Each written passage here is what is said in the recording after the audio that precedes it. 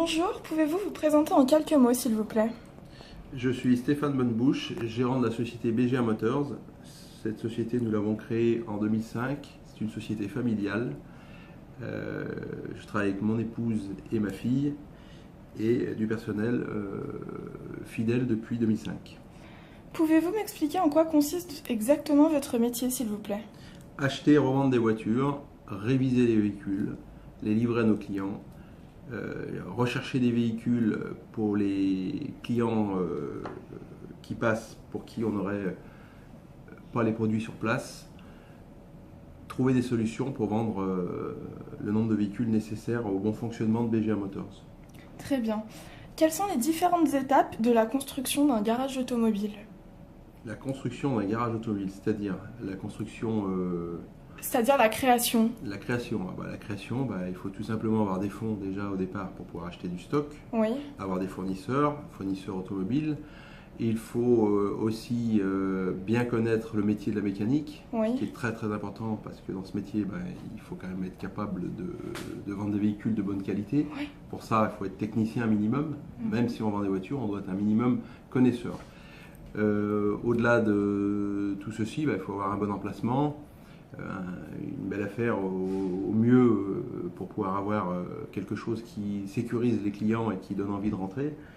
Je pense que les étapes sont bien décrites. Oui, très bien. Selon vous, quelles sont les compétences nécessaires pour se lancer dans un tel projet? Compétences, déjà il faut être motivé. Ouais.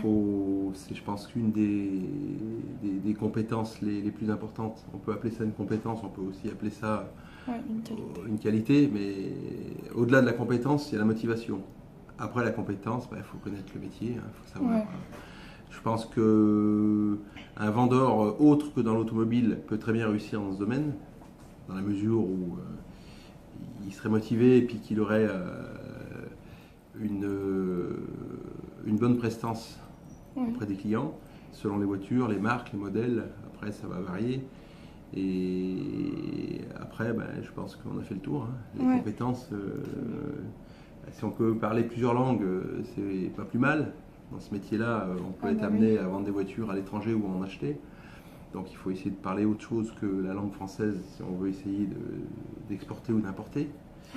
Au-delà de ces compétences, Ouais. j'en ai pas plus, pour être clair, que ce que je viens de décrire. Donc, Pourquoi avez-vous fait le choix de ne pas être franchisé par un constructeur automobile? déjà, Personnellement. j'ai jamais eu de proposition de la part d'un constructeur, hormis des petites marques qui ne m'intéressaient pas. Et ensuite, je voulais rester chez moi et gérer les choses comme moi je l'entends. Très bien. Justement, quelle différence existe-t-il avec des concessions automobiles de constructeurs? Les constructeurs, ils imposent des règles à leurs concessionnaires. Ces règles doivent être respectées. Le fonctionnement est complètement différent de chez nous. Ils marchent beaucoup avec des primes. C'est-à-dire que les marges sont faites très minimes au départ et sont complétées par des primes annuelles. Ces primes annuelles, pour les obtenir, il y a beaucoup d'étapes. Je pense que c'est pas très très facile pour le personnel Avec des objectifs? d'arriver à atteindre les objectifs de vente et les objectifs qui sont imposés dans la manière qui se déroule tous les jours. Et qu'en plus, il faut être très riche pour être concessionnaire d'une grande marque, ce qui n'est pas mon cas. Comment définiriez-vous un bon manager? Un bon manager, Comment faites-vous pour gérer vos équipes, les motiver? chez nous, ils sont tout simplement payés qu'un contrat de travail et des commissions fixes. Ensuite, c'est pas évident à être un bon manager. Aujourd'hui, je pense pas être un bon manager. Je crois surtout être derrière toutes mes affaires et être présent partout. Et c'est un peu la méthode que j'applique. Ouais. Après, je pense pas être un très bon manager, concrètement. Mais C'est d'être présent avec eux. voilà, exactement. Donc selon vous, quels sont les avantages du métier et les inconvénients? Les avantages du métier, En tant que c'est gérant. que quand c'est bien fait, ça peut rapporter un peu d'argent. Très bien. Donc votre vie professionnelle impacte-t-elle votre vie privée? Si oui, de quelle façon? Ma vie professionnelle impacte ma vie privée dans la mesure où on est tout le temps. Moi, vous savez, je suis gérant, j'ai deux sociétés de revente automobile, donc je suis constamment à répondre à des questions de mon personnel. Donc déjà, ça c'est un premier point, c'est quoi? Je peux pas dire que je sois tranquille quand je suis absent.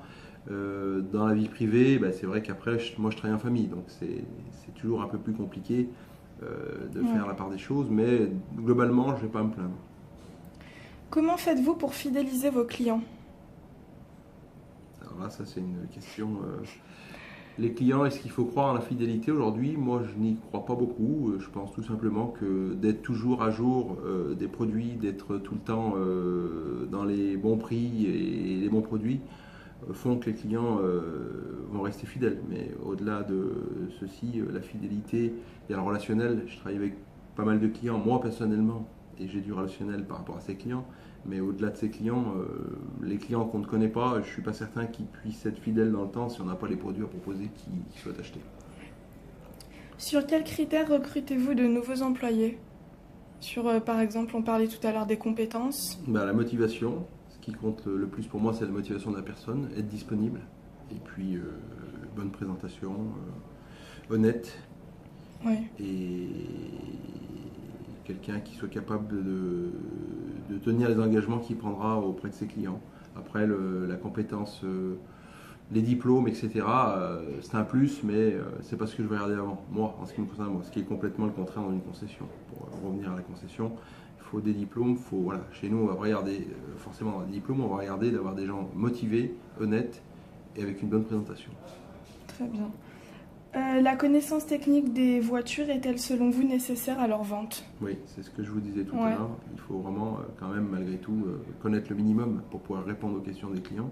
Parfois les clients connaissent mieux les voitures que nous, donc forcément il faut un minimum, mais aussi pour pouvoir renseigner correctement les clients et puis surtout pas se faire avoir quand on reprend des voitures. Ça c'est important parce que ça arrive beaucoup dans le métier, malheureusement.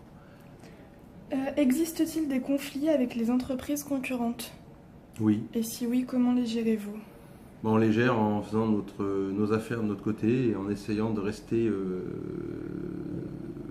parce que nous on est un petit peu seul dans notre métier à Vienne à faire ce qu'on fait, du multimarque. Donc forcément on ne fait pas toujours plaisir aux concessionnaires autour de chez nous, mais bon, on dit que le soleil brille pour tout le monde, donc théoriquement on travaille un petit peu avec tout le monde en sous-traitance, dans les marques. Après, on n'est pas toujours les bienvenus, mais on a su s'adapter. Et la concurrence, écoutez, il y a la concurrence, elle est là. Oui. C'est comme ça. Et dernière question, selon vous, le fait de travailler dans le secteur du luxe modifie-t-il votre relation avec vos clients? Par rapport au standing de vos voitures, est-ce que vos clients sont différents et est-ce que vous les traitez différemment que si c'était dans une On préfère vendre des véhicules de luxe. La clientèle est vraiment différente de la clientèle sur des véhicules standards. On peut pas la mettre en différence par rapport à un client qui viendrait acheter une voiture à 15 000 €. Mais quoi qu'il en soit, c'est vrai que c'est des clients plus agréables. Globalement, on s'en sort mieux dans nos affaires avec ce type de clients. On les traite comme tous nos clients, le mieux qu'on peut. Très bien, je vous remercie de m'avoir accordé du temps. Au revoir. Au revoir. Pouvez-vous vous présenter en quelques mots, s'il vous plaît? Bonjour, je m'appelle Arnaud Machella. Je suis responsable des achats au sein de la société BGA depuis 5 années. Et j'ai donc commencé ma carrière dans l'automobile à l'âge de 17 ans. Donc j'ai aujourd'hui 13 ans d'ancienneté dans ce milieu-là. Très bien. Pouvez-vous m'expliquer en quoi consiste exactement votre métier, s'il vous plaît? Donc je suis responsable des achats et de l'approvisionnement en véhicules occasion, premium et luxe. Très bien. Quelles sont les différentes tâches que vous êtes amené à réaliser, qu'il s'agisse de tâches ponctuelles ou quotidiennes? Dans les achats, c'est un métier quand même relativement varié parce qu'on est aussi bien amené à faire des achats qu'à faire de la vente. Donc la base même du métier, c'est de trouver des véhicules, de les acheter, d'organiser les transports, de négocier les tarifs, que ce soit sur un achat d'un véhicule ou sur des achats de l'autre voiture. Parfois, on est amené sur des véhicules qui nous collent un petit peu en stock à être amené à faire du troc, ce qu'on appelle des échanges. Sur d'autres véhicules sur lesquels on est intéressé, Donc on fait aussi bien de l'achat comme de la vente. Très bien. Quel niveau d'études est selon vous nécessaire pour exercer votre métier? Pour ma part, aucun. Moi j'ai commencé donc à 17 ans, j'étais préparateur automobile, donc j'ai évolué au fil des années, j'ai appris sur le tas. Donc je pense que c'est plus un métier qu'on fait par passion et vocation qu'avec un certain niveau d'études. Quels sont selon vous les avantages du métier et les inconvénients? Les avantages dans notre métier à nous, bon, on travaille des produits premium, donc on est confronté quand même à un certain niveau de clientèle et un certain type de fournisseurs, donc c'est le côté agréable du métier. On achète à l'international, donc ça nous permet de voir un peu ce qui se passe ailleurs. Bon, dans l'Union européenne, chaque pays a un peu sa méthodologie de travail, donc c'est vrai que c'est intéressant par rapport à ça, parce que ça nous permet une remise en question permanente de nos méthodes et de notre fonctionnement de commerce. Et les inconvénients? Les inconvénients, il n'y en a pas réellement, hormis le fait que bon, quand on achète à l'étranger, chaque pays a sa manière de négocier, donc ça revient un peu avec le fait d'apprendre à travailler avec chaque pays. Aujourd'hui, on ne négocie pas avec un Allemand comme on négocie avec un Italien, mais ça c'est pareil, ça fait partie un peu des avantages parce que c'est hyper formateur et ça permet d'avoir une vision vraiment élargie du business dans toute l'Europe. Pouvez-vous me décrire une journée type de travail?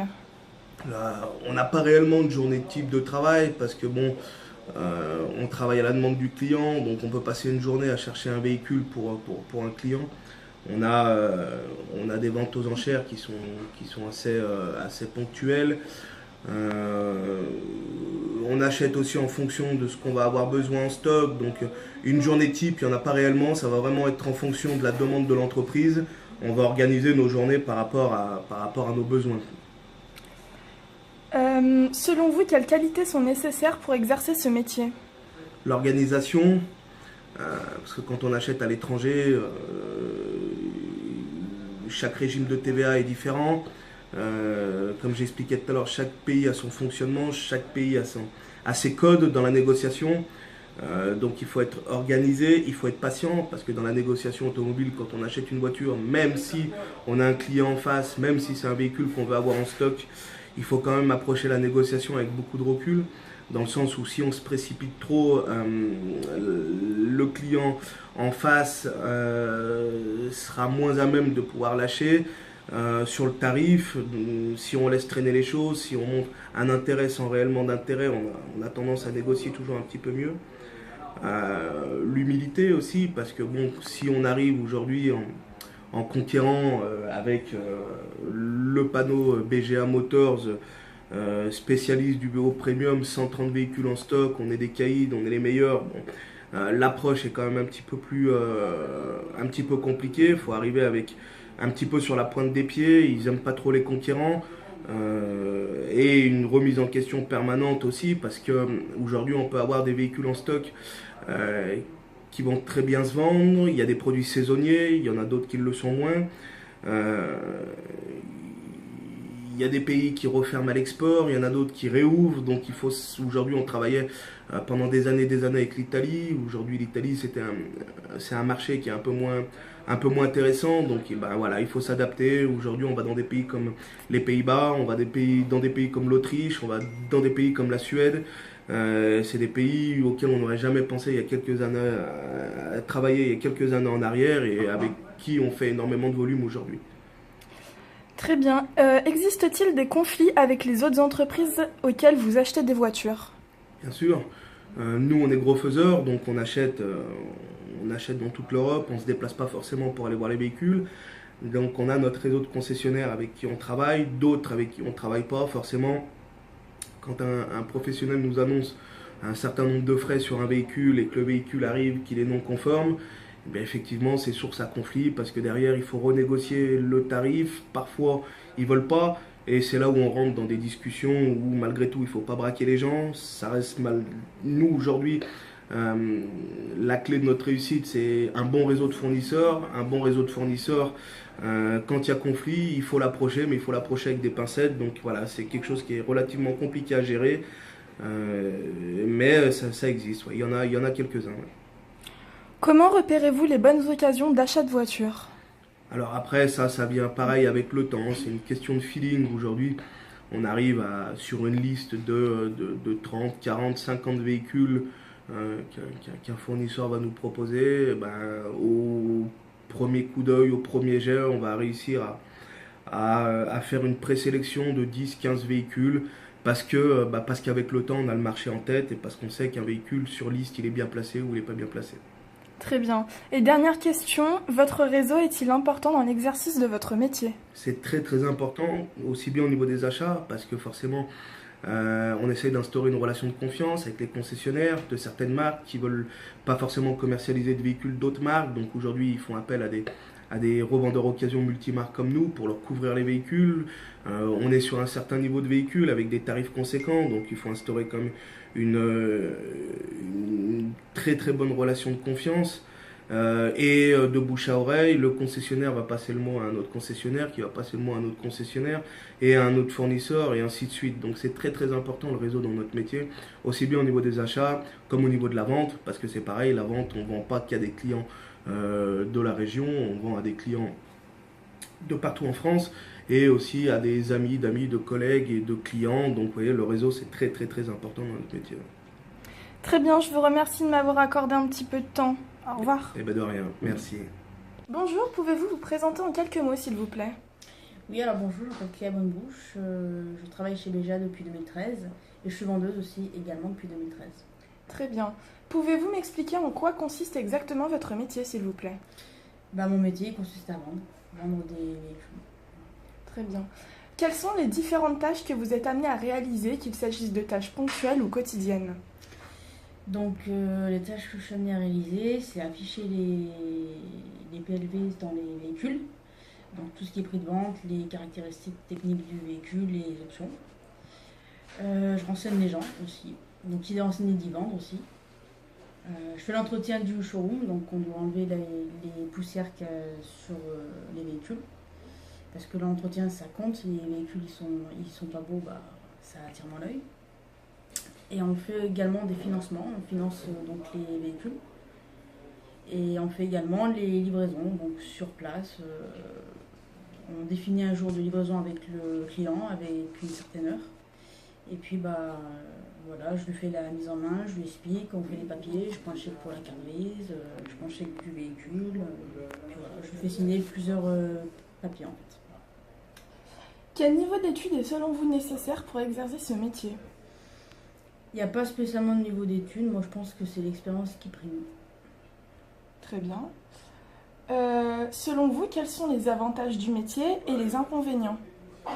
Les avantages du métier, je pense que malgré tout c'est le salaire, parce que le salaire il est intéressant. Et les inconvénients, c'est les horaires qui sont un peu plus compliqués, il ne faut pas être à la montre, faut pas être pressé. Très bien. Pouvez-vous me décrire une journée type de travail? Alors, une journée type de travail, le matin, je commence à 9h. Je regarde les mails qu'on a reçus, que ce soit pour des achats de voitures ou mes mails perso. Après, on a une réunion. Après, je renseigne les gens, je regarde le showroom. Comme je vous ai dit tout à l'heure, je mets les affiches. Voilà, et ça tout au long de la journée, en fait. D'accord. Selon vous, quelles sont les qualités nécessaires pour exercer ce métier? Qualité nécessaire, c'est le dynamisme, la motivation et un bon relationnel, je pense. Un bon relationnel parce que c'est important d'avoir de la tchatch. Sinon, si on est timide, ça ne marche pas, c'est pas possible. Le dynamisme parce qu'il faut aller voir les gens, il ne faut pas être avachi sur sa chaise. Et de la motivation, parce qu'il faut être motivé pour faire son chiffre. Vous avez des objectifs? Les objectifs, oui, c'est de vendre des voitures et c'est important. Si on n'a pas de voiture, c'est problématique. Selon vous, le fait de travailler dans les secteurs du luxe modifie-t-elle votre relation avec les clients? Oui, ça modifie parce que les clients ils attendent plus de choses. Ils attendent un service aussi qui est différent. Donc oui. Votre vie professionnelle impacte-t-elle votre vie privée et si oui, de quelle façon? Alors, est-ce qu'il y a un impact ma vie privée au niveau des horaires? Oui, parce que des fois, je prévois des choses, puis du coup, c'est pas possible parce que, comme je vous ai dit, il faut pas regarder l'heure, donc on travaille. Et après, le fait d'avoir justement cet objectif de vendre des voitures, ça peut mettre une certaine pression en fait. D'accord. Personnellement, quels sont vos secrets pour vendre un maximum de voitures? Mes secrets, j'en ai pas spécialement, je suis naturelle et je connais bien mes produits parce qu'avant tout, c'est ma passion. Voilà. Très bien. Comment faites-vous pour fidéliser vos clients? Pour fidéliser, je les relance de temps en temps quand je vois que leur véhicule il commence à avoir un petit peu de kilomètres. Voilà. Et généralement, c'est eux qui reviennent parce qu'ils ont été satisfaits et ils sont contents de leur véhicule et du service. Comment gérez-vous la concurrence avec vos collègues de travail et influe-t-elle sur l'ambiance au sein de l'entreprise? De toute façon, il y a toujours une concurrence dans ces métiers-là. Après, nous, chez BGA, ça va, on n'est pas trop... Après, est-ce que ça influe? Des fois, ça arrive qu'il y ait des tensions, mais c'est vite oublié, quoi. Voilà. La connaissance technique des voitures est-elle selon vous indispensable à leur vente? Ah oui, parce que si on ne connaît pas les voitures, on ne peut pas renseigner, et si on ne renseigne pas, on ne peut pas vendre. Ça, c'est obligatoire. Très bien. Selon vous, le plus important est-il la vente d'un maximum de voitures ou la création d'un véritable lien social avec les clients? C'est les deux. Il faut vendre, mais il faut aussi créer des liens. Les deux vont ensemble. Merci de m'avoir accordé du temps. Au revoir. Merci. Bonjour, pouvez-vous vous présenter en quelques mots, s'il vous plaît? Bonjour, Philippe Fraquet-Cartier, j'ai 49 ans, je suis nouveau dans la structure chez Iserland depuis, on va dire, 4 mois. Et auparavant, j'étais chez BGA, où j'ai exercé un métier de commercial pendant une huitaine de mois. Et auparavant, j'ai une carrière, bien sûr, toujours dans l'automobile, en tant que vendeur et responsable principalement chez PSA. Très bien. Pouvez-vous m'expliquer en quoi consiste exactement votre métier, s'il vous plaît? Alors, le métier propre ici, c'est qu'on s'occupe plus exactement de A à Z, dans le sens où j'ai la responsabilité des achats, où je soumets, bien sûr, aux dirigeants de l'entreprise s'ils souhaitent acheter la voiture ou pas. Donc, il y a un travail de niche, de recherche. Et puis, une fois que c'est fait, il y a l'enregistrement du véhicule, la commercialisation du véhicule au niveau support publicitaire, tel que la centrale, le Bon Coin, mettre en avant le véhicule avec ses qualités et les choses qui la déterminent, qui va procurer l'intérêt du client, et puis bien sûr déterminer le prix à l'aide du dirigeant. Très bien. Après la commercialisation, eh bien, il y a une fois qu'on a un prospect, que ce soit par téléphone ou physique, il faut tout mettre en avant pour séduire le client et vendre le véhicule. Après la vente, à travers un bon de commande, c'est une vente qui peut se faire à distance ou sur place, parce qu'on vend à ce jour plus de 25% de véhicules par Internet, en relation téléphonique ou mail. Les clients nous font confiance.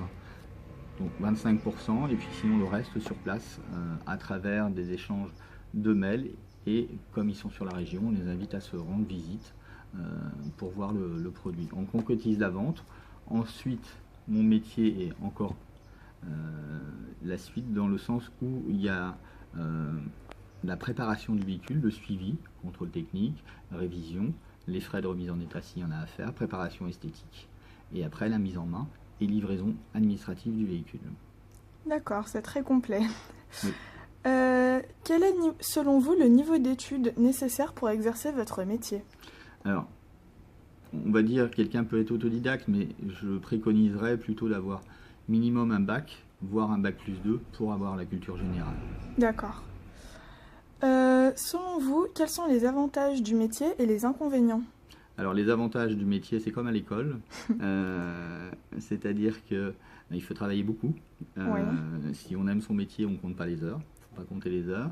Et puis également, dans ce style de métier, dans tout commercial, on part d'un fixe et après il y a une rémunération variable. Donc quand je dis c'est comme à l'école, si on a des bonnes notes, on gagne bien sa vie.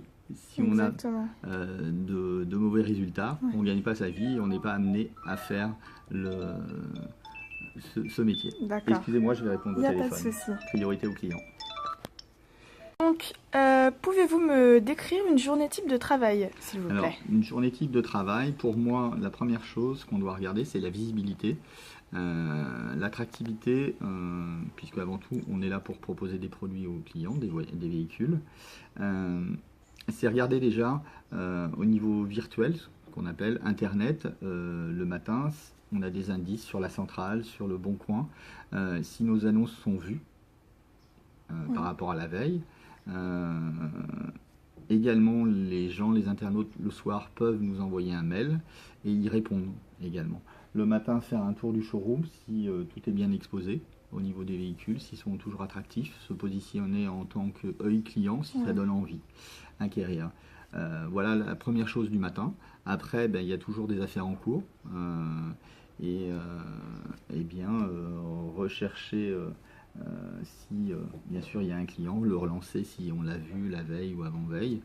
Juger, moi je relance moitié mail, moitié téléphone, pas tous les jours, de façon à ne pas être trop pesant, mais garder un contact régulier avec le client.